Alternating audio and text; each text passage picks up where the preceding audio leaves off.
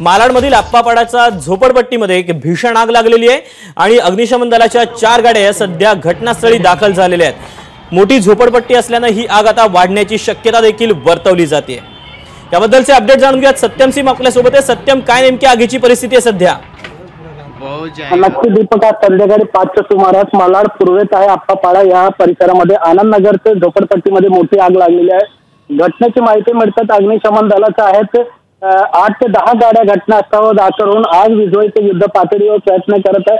अग्निशमन दलाचे जे फायर कंट्रोल आहे त्यांनी लेवल 2 ची ही आग डिक्लेअर केली आहे। त्या ठिकाणी मोठी झोपडपट्टी आहे आणि ही सर्व झोपडपट्टी डोंगरावर असल्यामुळे त्या ठिकाणी आग आहे ते भडकून गेली आहे। 30 ते 35 घरामध्ये सध्याची प्राथमिक माहिती मिळत आहे घराला आग लागून जळून खाक झाले।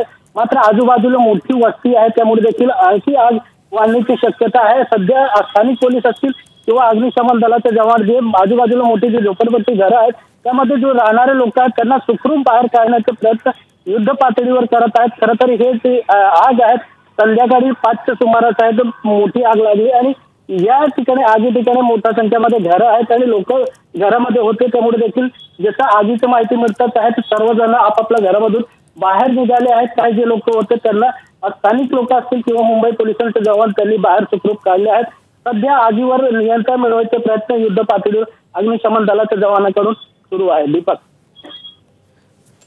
सत्यम, धन्यवाद दिलेल्या सगळ्या सविस्तर माहितीबद्दल। सध्या आगीवर नियंत्रण मिळवण्याचे मोठ्या प्रमाणामध्ये प्रयत्न सुरू आहेत, परंतु ही झोपडपट्टीचा हा सगळा परिसर असल्यामुळे काहीशी अडचण सुद्धा येत असल्याची माहिती मिळते। त्यामुळे आता ही आग विझवण्यासाठी शर्थीचे प्रयत्न अग्निशमन दलाकडून केले जात आहेत।